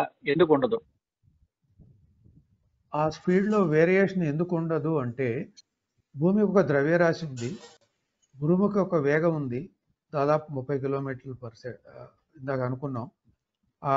ఆ వేగం సూర్య ఆకర్షణ శక్తికి లోబడినప్పుడు ఒక ఈక్విలిబ్రియం ఉంది మీకు. ఆ ఈక్విలిబ్రియంలో అవన్నీ మారవు. కానీ ఒక 20 సంవత్సరాలకో, ఒక 15 సంవత్సరాలు, ఒక 50 సంవత్సరాలకో కొంత మారుతుంది. ఎంత మారుతుంది అంటే, మీకు చాలాసార్లు వినే ఉంటారు, ఈసారి 24 గంటల్లో ఈ టైంను 1 సెకండ్ తగ్గిస్తున్నాము, లేకపోతే 1 మిల్లీ సెకండ్ పెంచుతున్నాము అని. అంత పరిమాణంలో మార్పులు వస్తూ ఉంటాయి. ఈ పరిమాణంలో కూడా మార్పులు రావడానికి కారణం ఏంటంటే, మన సూర్య కుటుంబం కానీ గెలాక్సీలు కానీ నిరంతరం ప్రయాణిస్తూ అనేకమైనటువంటి అదేమనాలంటే ఇంటర్ కాస్మిక్ స్ట్రెసెస్కి లోబడి ఉంటాయి అన్నమాట. దాని వలన ఏదో 1 మిల్లీ సెకండ్ మైక్రో సెకండ్ తేడా in about 50 years or 100 years వస్తుంది, కానీ లేకపోతే ఇది స్థిరమైంది అని అనుకోవచ్చు. ఓకే. కూర్చోండి సార్ అనదర్ అండి. యాక్చువల్గా గురుగారు చెప్పిన అంటే అతను రైజ్ చేసిన డౌట్స్ అంటే క్వశ్చన్స్ ఏ పెట్టారు దాని ఆధారంగా కొద్దిగా అడుగుతున్నాను. ఈ గ్రావిటీ అన్నది అలాంటి ఫోర్స్ ఏం లేదంటున్నారు గురుగారు. ఇదంతా ఇప్పుడున్న సిద్ధాంతాలు ఏవైతే గ్రావిటీ ఉన్నాయని మార్పు జరుగుతాయి ఫ్యూచర్ లో, గ్రావిటీ అంటూ లేదు అంటున్నారు గురుగారు. దానికి మీరు ఆధారాలు ఏమన్నా? చూసినట్టయితే ఈ మధ్య లిగో ఎక్స్పెరిమెంట్ అని ప్రపంచవ్యాప్తంగా జరుగుతున్నారు. అవును సార్, అవును సార్. ఆ తర్వాత మీరు చూసినట్టయితే గ్రావిటీ వేవ్స్ అనేవి భూమి మీద కూడా రికార్డ్ చేయబడి మిగతా గెలాక్సీలకు సంబంధించిన గ్రావిటీ వేవ్స్ కూడా. ఈ గ్రావిటీ అనేది ఇన్విజిబుల్. మీకు గ్రావిటీ ఎలా వస్తుంది అంటే, గ్రావిటీ మీరు అనుకుంటున్నారు భూమికే గ్రావిటీ ఉందనుకుంటున్నారు, కాదు. రెండు వస్తువులు టేబుల్ మీద పెట్టినప్పుడు ఆ వస్తువుల యొక్క సాంద్రతను బట్టి, ఆ వస్తువు యొక్క మాస్ను బట్టి ఒక మాస్ ఇంకొక మాస్ని దగ్గరగా ఒక ఆకర్షణ శక్తికి ఎప్పుడూ లోబడి ఉంటుంది. అటువంటి న్యాచురల్గా వచ్చినటువంటి ఆకర్షణ శక్తి ఇది ఇన్విజిబుల్ అన్నమాట. ఈ గ్రావిటీ లేని గ్రహాలంటూ లేవు. అలాగే గ్రావిటీలకు లోబడినటువంటి ఈ గ్రహ సముదాయం అంటూ లేదు మీకు. ఈ గ్రావిటీయే కనుక లేకపోతే మీకు ఇక్కడ జీవన పరిమాణం లేదు అసలు. ఎందుకంటే మీరు చూసే ఉంటారు, ISSలో జీరో గ్రావిటీకి వెళుతుంటారు. ఎందుకంటే భూమి ఆకర్షణ శక్తి అక్కడికి వెళ్ళినప్పుడు చాలా చాలా తక్కువ, జీరో అనమాట. భూమి ఆకర్షణ శక్తి లేనప్పుడు అక్కడ మీరు ఆ వ్యోమగామం చూసినట్టయితే ఆహారం తినటానికి కానీ వాటర్ తాగటానికి కానీ చాలా కష్టపడుతూ ఉంటారు. ఎందుకని? గ్రావిటీ అనేది లేదు. కాబట్టి ఈ గ్రావిటీ అనేది భూమి మీద లేకపోతే మనిషి ఇంకో రకంగా జీవించి ఉండేవాడు, ఇలా జీవించేవాడు కాదు. సో గ్రావిటీ లేదు అనేది నేను దాంట్లో ఏకీభవించట్లేదు. భూమికి భూమి ఆకర్షణ శక్తి గ్రావిటీ రూపంలో ఉంది కాబట్టే మనం ఇటువంటి నేచర్ని, ఇటువంటి జీవన పరిమాణాలని మానవులకు చూస్తున్నాం.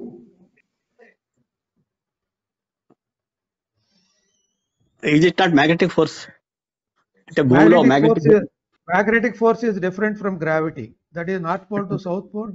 Actually, magnetic force is there everywhere. If you pass a current in electrical line, you have a magnetic lines about the wire. Similarly, the gravity, our Earth has got North Pole to South Pole. The gravity, the field lines called magnetic lines. That is not gravity. అదే గురుగారు ఏమంటున్నారంటే whatever there in the భూమి ఆకర్షణ శక్తి ఏది అనుకుంటున్నామో that is due to gravitational torque force అని గురుగారు అంటున్నారు. కాదు, magnetic lines are different from gravity. Gravity is G, magnetic lines is actually B, the capital B in physics. The B is the magnetic vector, G is the acceleration due to gravity. Both equations are different. Equations I'm not talking, equation గురించి మాట్లాడలేదు sir. Actual గా even చెప్పండి, మీరు ఒక్కటి చెప్పండి. ఒక magnet తీసుకోండి, magnet దగ్గర ఒక ఐరన్ తీసుకోండి, అది ఆకర్షణ శక్తి due to magnetism, that is magnetic lines. This is because of pure weight. The weight of the earth is actually influencing a gravity. In magnetic lines there is no weight concept. అంటే గురుగారు చెప్తుంది ఏంటంటే, ఇప్పుడు అతను చెప్పిందంటే ultimate science దానికి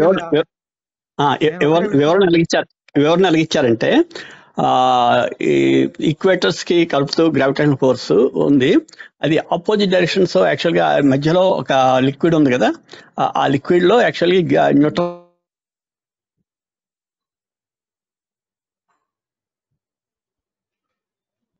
వినపట్టలేదు, మీరు audio cut అయింది.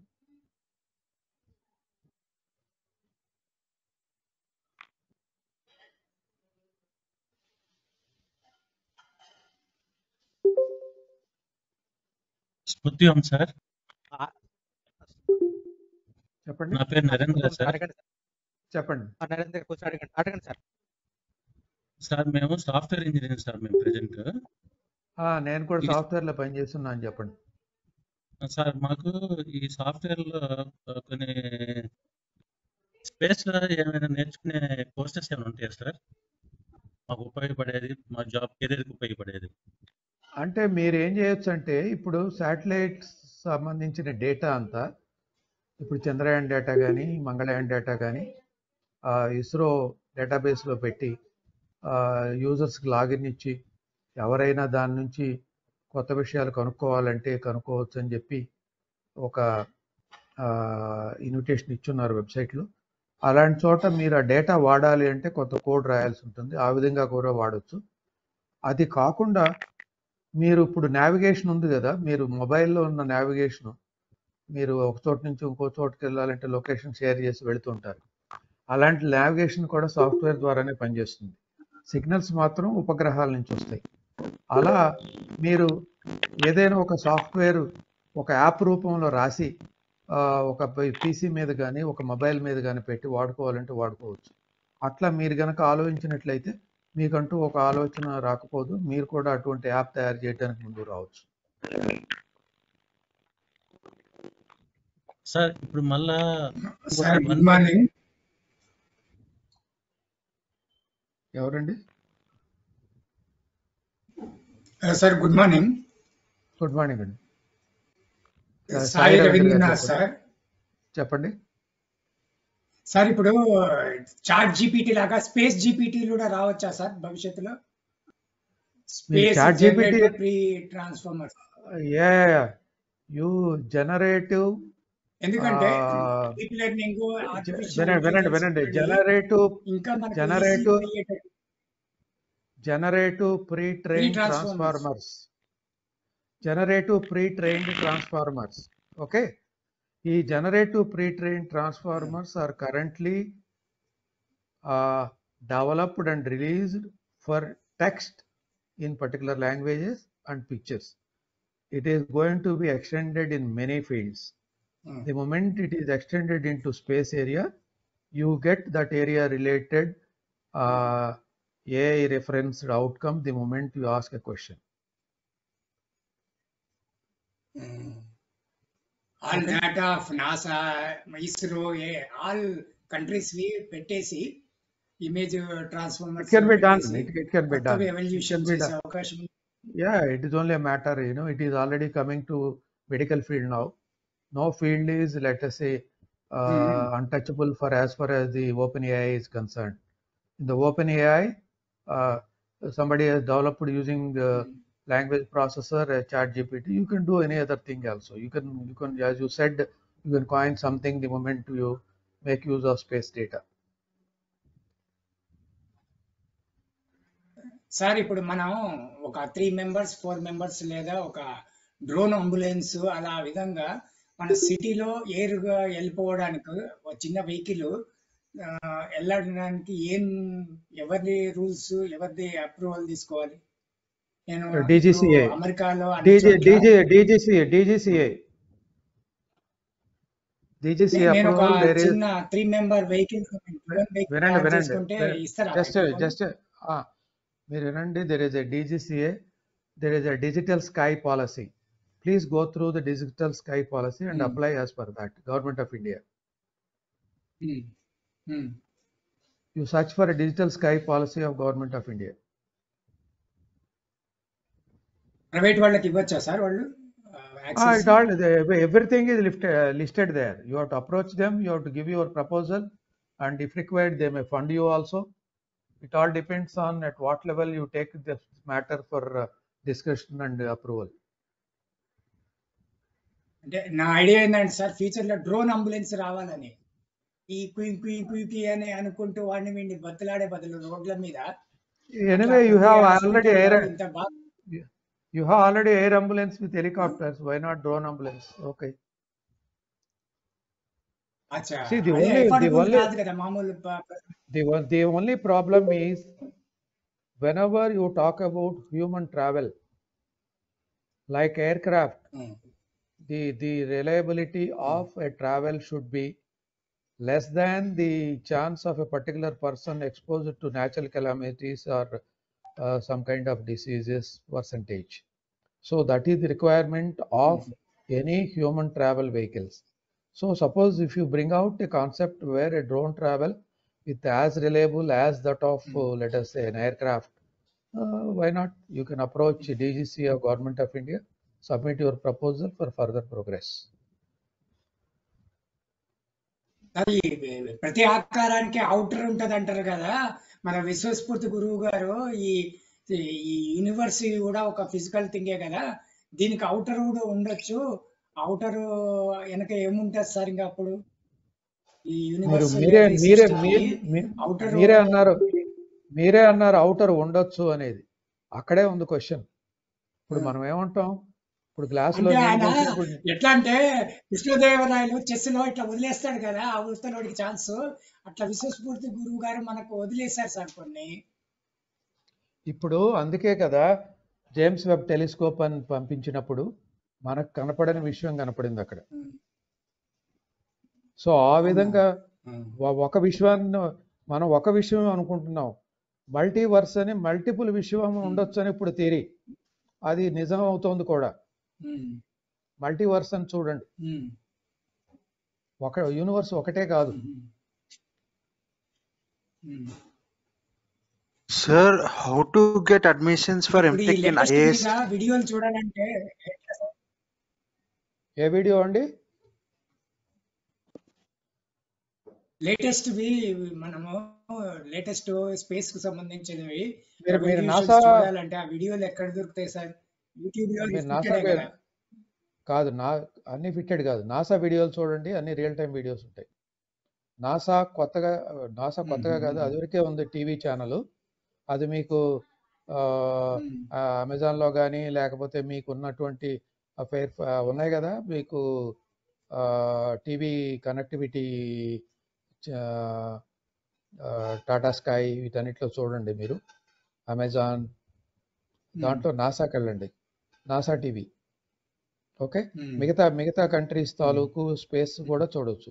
ఇప్పుడు ఎంత దూరం వెళుతున్నారంటే నెక్స్ట్ రాబోయేది మీరు చూడబోయేది ఏంటంటే స్పేస్ రీసెర్చ్లో ఒకవేళ చంద్రమండలం మీద గనక మనుషులను ప్రవేశపెట్టి ఆ ఉన్న మనుషులు ఉండే ఛాంబర్లో అంత ఎన్విరాన్మెంట్ క్రియేట్ చేసేటైతే కమ్యూనికేషన్స్ కోసం అక్కడ కూడా GPS పెట్టాలి అనేది చాలా చాలా కంట్రీస్ యొక్క ఆలోచన. సో అలాంటివన్నీ కూడా మీకు కనపడతాయి, చూడండి అందులో. ఇంకోటి ఈ చంద్రుడి మీద పోయింది రాంగ్ అని ఫాక్స్ టీవీ చెప్పింది కదా, ఆస్ట్రేలియాది. అసలు చంద్రుడి మీద పోలేదు, మీరు ఎవరు ఎన్నైనా చెప్పొచ్చు. ఏరియా మీరు కాదు, తీశారని. నేను ఒకటే చెప్తున్నా వినండి. నేను ఈ రోజు మాట్లాడానని మీ 25 మందికో లేకపోతే 32 మందికో తెలుసు. అలా ఉంటుందన్నమాట. మీరు 33వ వ్యక్తిని అడిగితే నేను చూడలేదండి, ఆయన ఏం చెప్పాడో మీకే తెలుసు, నాకేం తెలుసు అంటారు. ఎప్పుడైనా కూడా ఒక వ్యక్తి లేదా ఒక టీవీ ఛానల్ ఏదైనా ప్రసారం చేసినప్పుడు ఆ వినే వ్యక్తి ఎంత విచక్షణ ఉపయోగించి అది నిజమో అబద్ధమో కనుక్కోగలిగితే అంత నిజం ఉంటుంది అందులో. మీకు వాట్సాప్లో వచ్చే సందేశాలు కూడా అలాంటివే. వాట్సాప్లో వచ్చే సందేశాలు ఏ వ్యక్తి అయినా కూడా అది నిజమో అబద్ధమో కనుక పట్టుకోలేకపోతే జీవితంలో చాలా కోల్పోతాడు. ఎందుకంటే బ్యాంక్ కంపెనీ అని అదని ఇదని మీకు లక్ష కోట్లు ప్రైజ్ మనీ వచ్చిందని రకరకాలుగా వస్తుంటే అన్ని నమ్మారనుకోండి మీకు సమస్య. అలాగే మీకు వచ్చే టీవీలో వచ్చే ప్రదర్శనలు అన్నిటినీ కూడా మీరు అర్థం చేసుకోవాలంటే మీకు కొంత బ్యాక్గ్రౌండ్ ఉండాలి. ఆ బ్యాక్గ్రౌండ్ ఎలా రావాలి అనేది నేను చెప్పలేను. ఎందుకంటే మెడికల్ వాళ్ళు మెడికల్ విషయాలని తెలుసు, మరి ఫిజిక్స్ వాళ్ళకి ఫిజిక్స్ విషయం తెలుసు, రసాయన శాస్త్రజ్ఞులు రసాయనకి తెలుసు. కాబట్టి ఆ చేసిన వాడికి తెలుస్తుంది కానీ మిగతా వాళ్ళకి తెలియదు కదా. మరి మీరు ఫాక్స్ టీవీ ప్రసారం చేసింది చూశారు, దాన్ని ఖండించింది చూసారా? దాన్ని ఖండిస్తూ ప్రసారాలు వచ్చినాయి చూసారా? చూడలేదు. మరి చూడాలి కదా.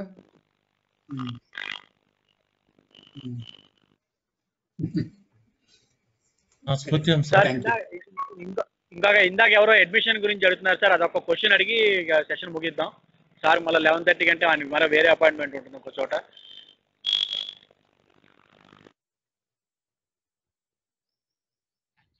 సార్ నా పేరు నరేంద్ర.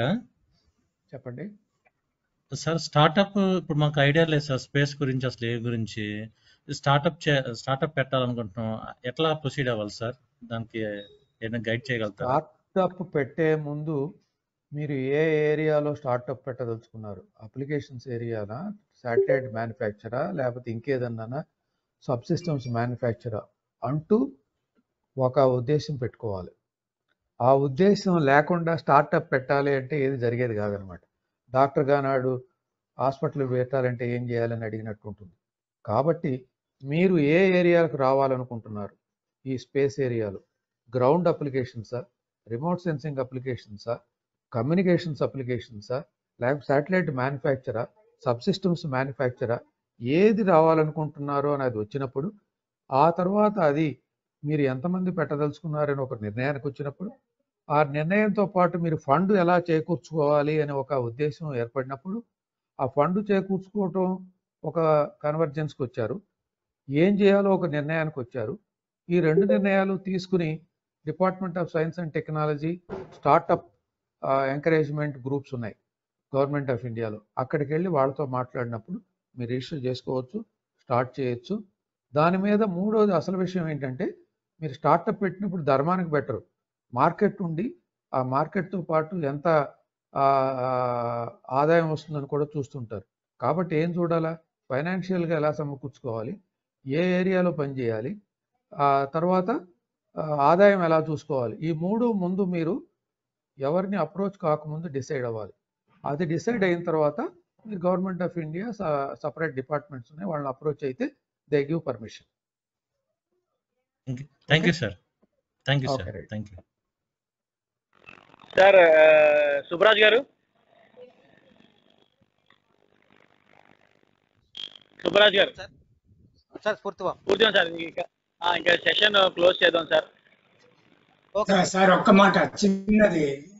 హలో చెప్పండి. సార్ చెప్పండి సార్. ఇప్పుడు సార్ ఈ ప్రైవేట్ స్పేస్ సంబంధించిన కంపెనీస్ ఉన్నాయి కదా, వీటిలో జాబ్ తెచ్చుకోవడానికి మన పిల్లలు ఏ స్కిల్ సెట్ నేర్చుకోవాలి సార్? కొద్దిగా యాక్చువల్గా రాకెట్ కానీ శాటిలైట్ కానీ అందరూ అడుగుతుంటారు ఏం చదివితే వీటిలో ఉద్యోగాలు వస్తాయని.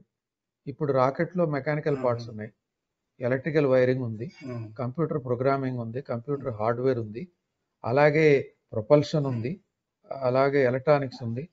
ఈ డివిజన్ ఆ డివిజన్ అంటూ లేదండి. ఆ తర్వాత ఫ్లైట్స్లో ఫ్లైట్ ఎలా డిజైన్ చేయాలనటానికి ఏరోడైనమిక్స్ ఇట్లా ఉన్నాయి, ఇవన్నీ ఉన్నాయన్నమాట.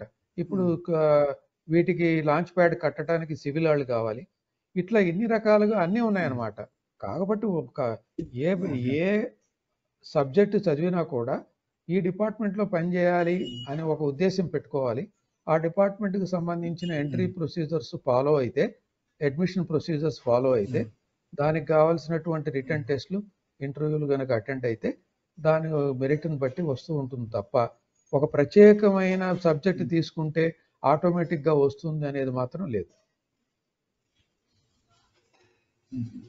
Okay, thanks.